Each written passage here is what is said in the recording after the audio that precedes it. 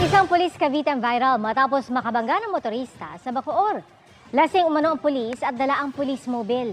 Batid na raw ng DILG ang insidente. May ID po kayo? Hindi, kayo sir. Ano po ang...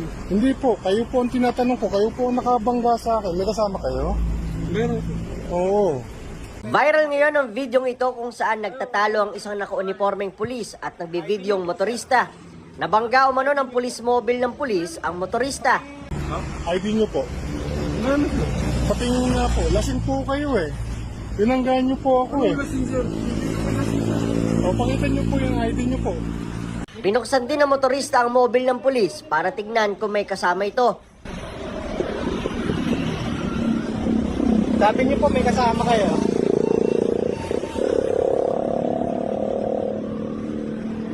Diyos ko. Nangalasing yung pulis. Ayan po, tulog oh.